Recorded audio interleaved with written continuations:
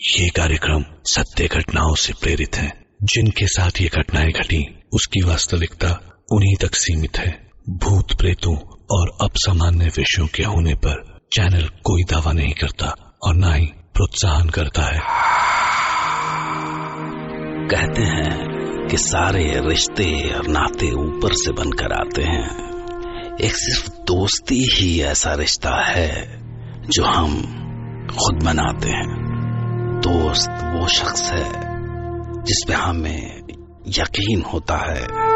दोस्त वो शख्स होता है जिस पर हम अंधा यकीन करते हैं। पर कभी कभी यही यकीन कुछ ऐसा इम्तिहान हो जाता है जहां क्या सच, क्या झूठ, क्या सही और क्या गलत, ये फर्क करना मुश्किल हो जाता है।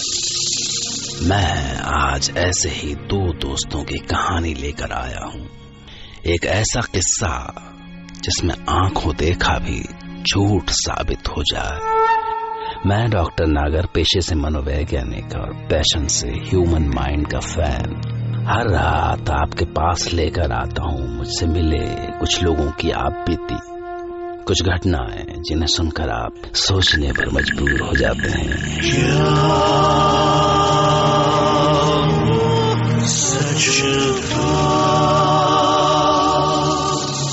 आज की कहानी एक ऐसी रात की है जब दिल्ली में रहने वाले दो दोस्त ऋषभ और प्रतीक शहर के पास ही एक जंगल में कैंपिंग के लिए गए हुए थे। मैं और प्रतीक बेस्ट फ्रेंड्स थे। हम बचपन से साथ थे। वो मेरे घर के पास ही रहता था। हमने स्कूल, कॉलेज सब कुछ साथ ही किया। शायद ही एक दूसरे के बारे में कोई ऐसी बात है जो हमें पता ना हो। हम साथ में काफी ट्रिप्स पर जाते थे। वी लव्ड नेचर, तो हम ट्रैकिंग, कैंपिंग, सफारीज पर जाते रहते थे। उन दिनों भी हम दिल्ली से थोड़ा दूर हिमाचल के जंगलों में कैंपिंग करने गए हुए थे। वैसे तो मार्च में बारिश होती नहीं, पर उस रात अचानक से बारिश शुरू हो गई। यार, तुझसे बोला था कि टरपॉलिन रख ले, पर तू सुनता ही नहीं है। अब क्या करेंगे? यहाँ तो कहीं छुपने की जगह भी नहीं है। ए, तूने कब बोला था? और मुझे क्या पता था मार्च में बारिश हो जाएगी। हाँ, बारिश जैसे तुझे बता के होगी ना। तो तुझे पता था तो तू ही रख लेता। अब क्या करे? यहाँ तो रात भर बारिश में हालत खराब हो जाएगी। सुन, काम करते हैं, थोड़ा आसपास देखते हैं, शायद कहीं कोई जगह मिल जाए। चल उधर चलते हैं। हाँ, और कोई रास्ता भी तो नहीं है। प्रतीक वो देख, वहाँ कुछ है। तुझे वो लाइट नजर आ रही है? कहाँ? मुझे कुछ नजर नहीं आ रहा है। अरे वो वहाँ देख, वहाँ सामने, वहाँ। अब इधर आ। अरे इधर आना।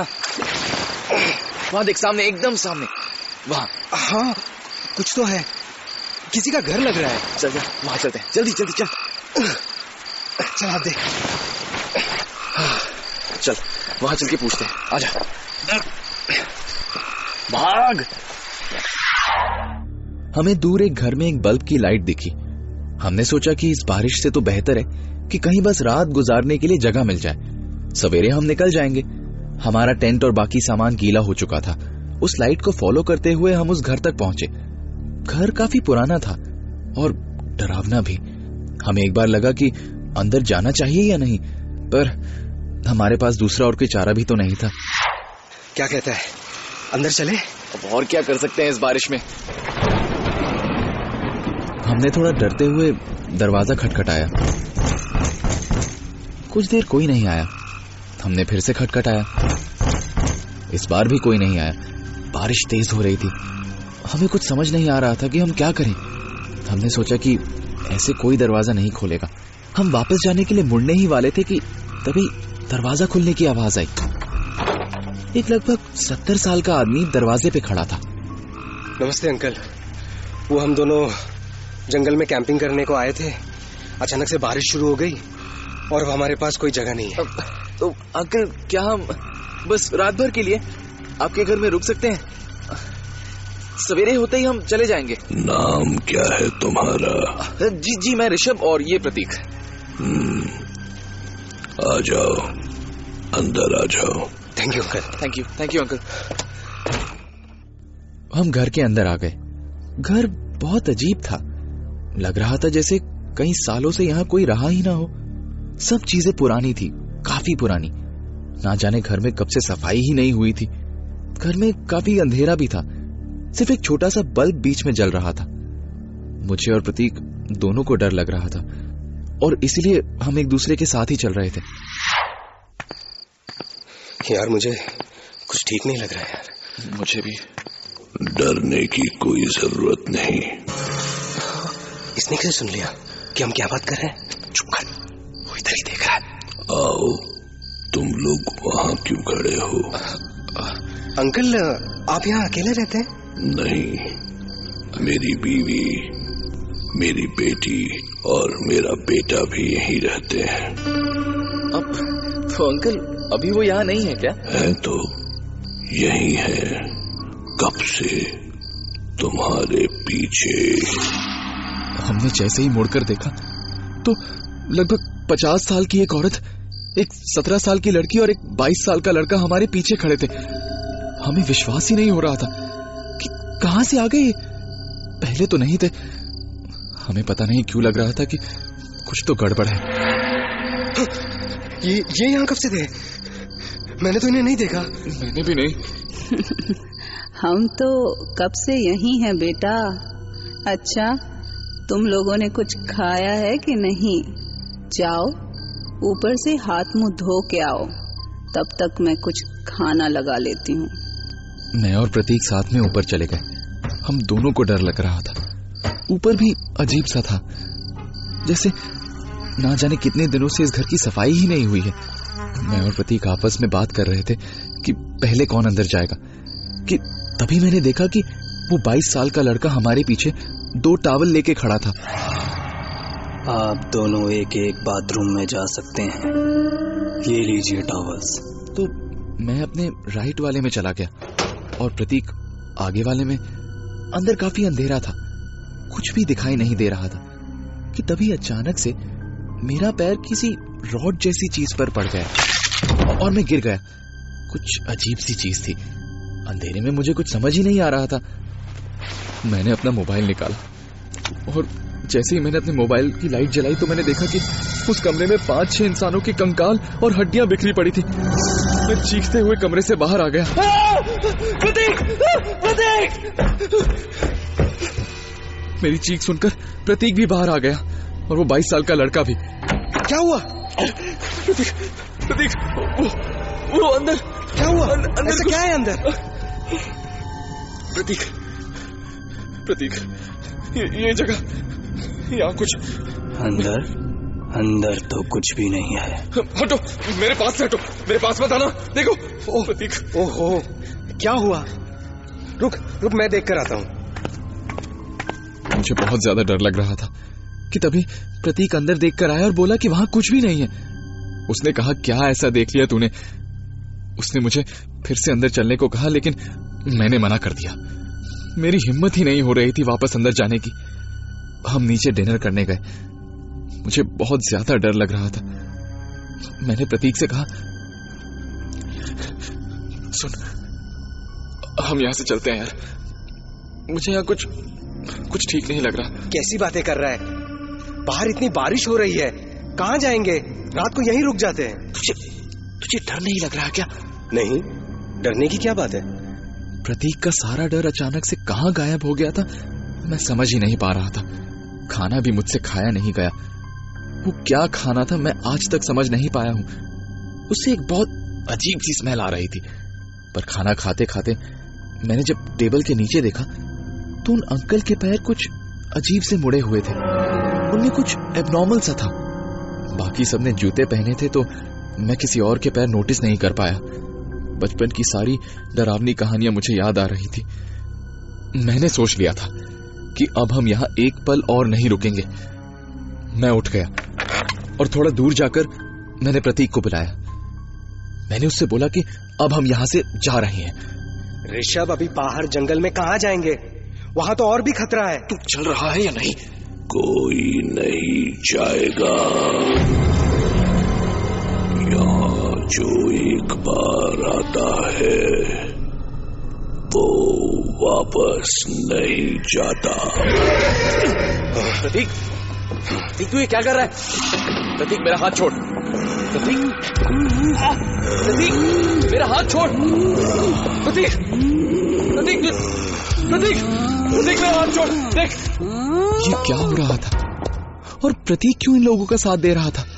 मैंने किसी तरह अपना हाथ प्रतीक से छुड़ाकर दरवाजे की तरफ भागने की कोशिश की, पर जैसे ही मैं दरवाजा खोलने वाला था, ना जाने कहां से वो बूढ़ा आदमी एकदम मेरे सामने आ गया। उसकी आंखें लाल थी और उसने मेरा गला दबाने के लिए अपना हाथ बढ़ाया।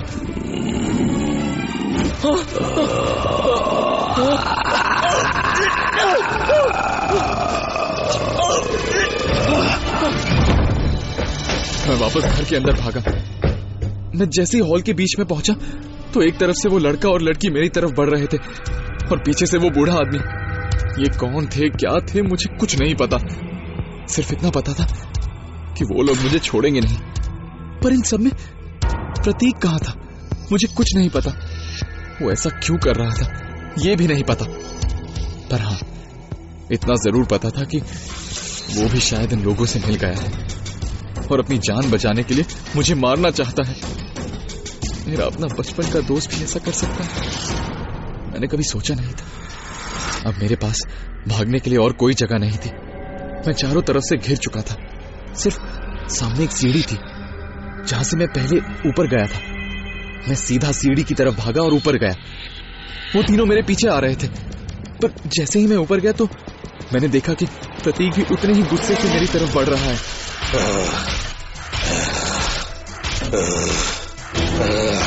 पहले मैं कुछ समझ नहीं पाया, पर जब वो पास आया तो कुछ बदला हुआ लग रहा था। वो तीनों भी ऊपर आ गए और मेरी तरफ बढ़ने लगे। एक तरफ से प्रतीक जो कि लगभग अब मेरी बगल में आ चुका था और दूसरी तरफ से वो तीनों, वो भी मेरे बगल में आ ही चुके थे। मेरे पास कहीं भागने का कोई चारा नहीं था। मैं पीछे होता गया और मुझे पता ही नहीं चला कि कब मैं सीढ़ियों की रेलिंग से पीछे गिर गया। बस मुझे अपने फर्श से टकराने की आवाज सुनाई दी।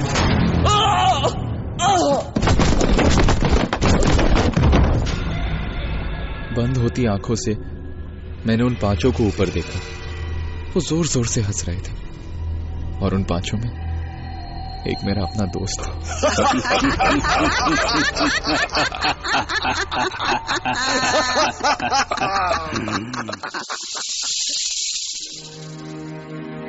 पर दरअसल ये कहानी यहीं खत्म नहीं होती। इस कहानी का सबसे दिलचस्प पहलू तो अभी आपको बताना बाकी है। खुद ऋषभ के शब्दों में अगले दिन जब उन्हें होश आया तो वो घर पे नहीं बल्कि उसी जंगल के पुराने कब्रिस्तान में थे, जिसमें कई सारी उजाड़ कब्रें थीं। ऋषभ के सिर पे गहरी चोट थी, पर सबसे ज्यादा चौंकाने वाली बात तो ये थी कि उनके बिल्कुल बगल में प्रतीक था, जो पिछली रात कब मर चुका था ये कोई नहीं जानता। वो कैसे मरा कोई ये भी नहीं जानता।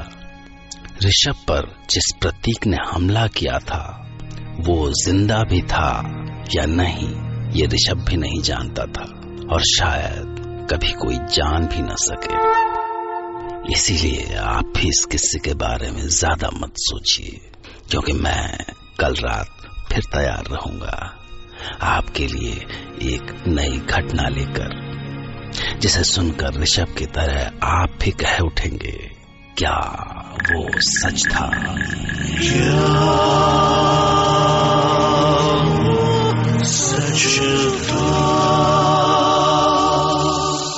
एक आखिरी बात, जिंदगी में दोस्ती, मजा, मस्ती ये सब जरूरी है, पर आप जो भी करें सुरक्षित होकर करें, जोश में होश न खोएं। अगर उस रात प्रतीक और ऋषभ पूरी तैयारी के साथ जाते तो प्रतीक आज भी हमारे बीच होता। खैर, आज के लिए इतना ही। Good night and take care.